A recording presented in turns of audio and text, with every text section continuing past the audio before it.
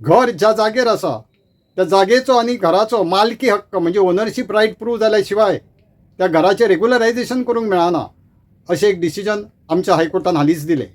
जर को ओनरशीप आसा म्हटल्यार कितें, समजा आवय बापायची एक प्रॉपर्टी आसा, आवय बापाय फाटल्यान तेंचे भुरग्यांक ती येता. आतां 4 समजा कोणाक चले आसात आनी ते एकाच घरान रावतात, तितूंतले 3 जाण चले अशें ठरयतात की तें घर जें आमचें ग्रावंड फ्लोर आसा तेज्या वयर आनी एक फ्लोर काडचो म्हणजे सगळ्यांक रावूंक बरें जातलें. चवथो जो तेंचो भाव आसता तो जर ताका ऑब्जेक्शन हाडीत तर त्या तिगांक मेळोन तें घर परत बांदूंक मेळना.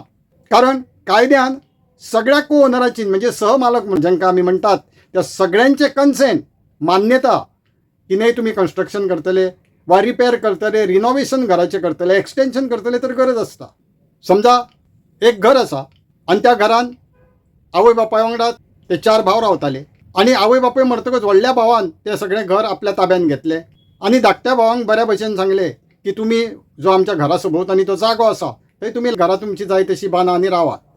डिविजन करिनासतना घराचें पार्टिशन करिनासतना त्या जागेचें सब डिवायड करिनासतना ते सगळे भावांनी तशें घरां बांदलीं आनी ते रावले. अशें कॉमन अनडिवायडेड जाग्यार बांदलेलीं घरां तेणी समजा गव्हर्मेंट स्किमीन रेग्युलरायझेशनाक घातलां तर त्या सगळ्या भावांक त्या जागेर हक्क आसा, पण एज अ को owner, absolute owner, exclusive owner म्हणून न्हय, सिंगल ओनर म्हणून न्हय.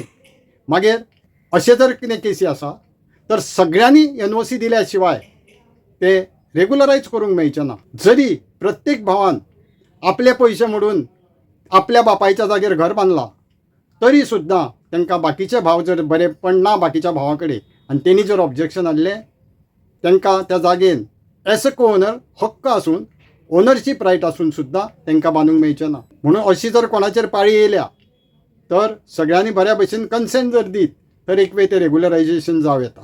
म्हणून हांव सदांच म्हणटा फॅमिली ही एकठांय रावची, भाव भाव एकठांय रावचे, अशा वेळार तें बरें पडटा. खरें न्ही? तुमकां कितें दिसता?